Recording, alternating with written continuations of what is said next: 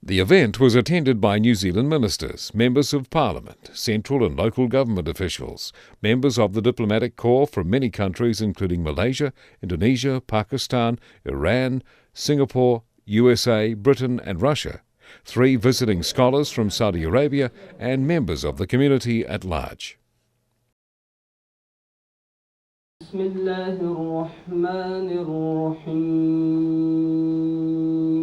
The launching ceremony started with the recitation of verses from the Quran pertinent to the theme of family by Sheikh Abdul Jabbar, Imam, Porirua Islamic Centre, followed by a translation of the recited verses by Sister Rayhana Ali, representative of the Islamic Women's Council of New Zealand.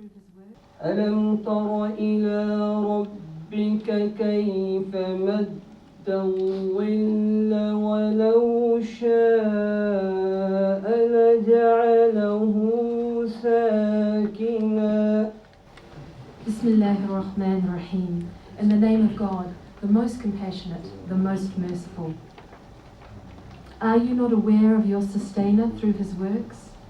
How he causes the shadow to lengthen towards the night, when had he so willed, he could indeed have made it stand still. But then we have made the sun its guide. And then we draw it on towards ourselves with a gradual contraction. I personally was educated and remain a Catholic. Our household, and those of my parents and those of Susan's parents, are and were places where people of many different outlooks were welcomed and accepted. We continue to have many friends of many faiths, as well as those who do not profess a faith. With such a background and being a New Zealander of Fiji Indian descent, I believe that this diversity has the ability to enrich our society, culture and economy. The Governor-General of New Zealand, Anyad Satyanand, in his speech affirmed the importance of Islam Awareness Week and other initiatives aimed at improving religious understanding. He said the religious demography in New Zealand has changed, with a diverse group of beliefs now found in the country. This diversity has the ability to enrich the society, but also poses some challenges. He mentioned the controversies that surrounded the museum exhibit involving the Virgin in a condom, the wearing of burqa in court, the desecration of Jewish headstones, and the publication of the Prophet cartoons as examples of the challenges inherent in New Zealand's growing cultural, ethnic and religious diversity. The Governor-General called on New Zealanders to try and really understand, not merely tolerate one another. According to him, tolerance is largely passive in nature, and the opportunity for real understanding rarely occurs. Real understanding requires interaction, meeting, talking and socializing with others who are different from us.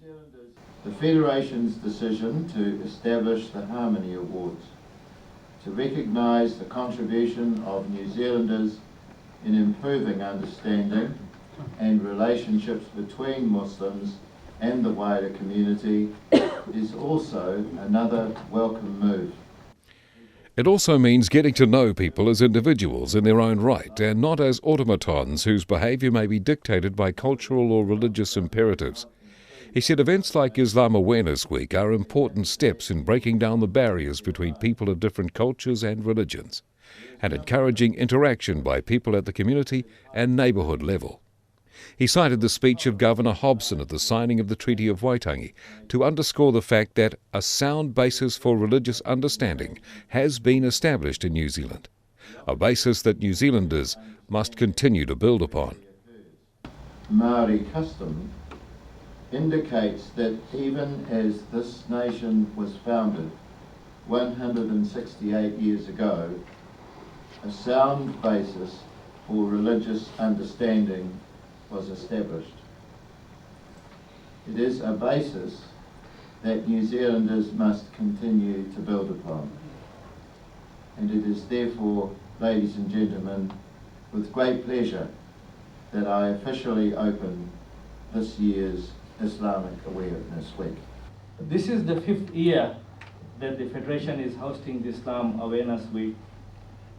and FIANZ is a partner in the Diversity Action Program led by the Human Rights Commission. And Islam Awareness Week represents a major event in its ongoing contribution. The president of FIANZ, Javed Khan, spoke of FIANZ partnership in the Diversity Action Program led by the Human Rights Commission, and informed the guests that Islam Awareness Week represents a major event in that program. Javed said, Islam Awareness Week provides an opportunity for the members of the wider New Zealand community to learn and appreciate the beliefs, values and practices of Muslim New Zealanders and how these contribute to greater understanding and social cohesion. The theme, Strong Families, Better Society, was chosen according to the FIANZ president because he said a strong family will raise its members to be strong people in their faith, work ethics and relationship with the wider society. Islam Awareness Week provides an opportunity for the members of the wider New Zealand community to learn and appreciate the beliefs, values and practices of Muslim New Zealanders and how these contribute to better understanding of Islam and Muslims. This Wednesday on the 6th in the Parliament, Minister Chris Carter and we will be having the Islam Awareness event there as well. So we are inviting all the children from all the schools in the Wellington area. So on Wednesday at midday, I think 11:30, 12 o'clock, we're going to be doing that in the Parliament. Dr. Mustafa Farouk, FIANZ Vice President and Dava Coordinator, spoke on the significance of Islam Awareness Week. This in turn has led to the heightened Islamophobia we see today around the world. Thank God in New Zealand, I can stand here and say we have been saved from that so far. This in turn has led to the heightened Islamophobia we see today around the world, characterized by prejudice, suspicion, discrimination, racism, or even violence towards Muslims. Islam Awareness Week helps educate the public about the true teachings of Islam in the hope that the knowledge will reduce these misconceptions that are mostly perpetuated by ignorance. Dr. Farouk said pre-September 11, 2001, the activities during Islam Awareness Week were centred mainly around promoting the understanding of Islam and in doing dawah or outreach to non-Muslims. But post-September 11, 2001, Islam Awareness Week activities in New Zealand expanded its goals to include the following. 1. Removing the misconceptions surrounding Islam and Muslims. Muslims are portrayed as terrorists, fanatics, intolerant oppressors of women and parasites to the society by the media and reckless politicians. Islam Awareness Week helps educate the public about the true teachings of Islam in the hope that the knowledge will reduce these misconceptions which are mostly perpetuated by ignorance. 2. Highlighting the contributions of Muslims and Islam to New Zealand. The contributions Muslims have made to the spiritual, cultural and economic development of New Zealand are being highlighted more than in the past in order to dispel the notion some may have of Muslims and immigrants as leeches who only take and contribute nothing in return. 3. Promoting interfaith and cultural dialogues. These dialogues happen in various forms between Muslims and other faith and cultural groups throughout the year, but extra emphasis is placed during Islam Awareness Week. 4. Promoting better integration of Muslims into the wider New Zealand society.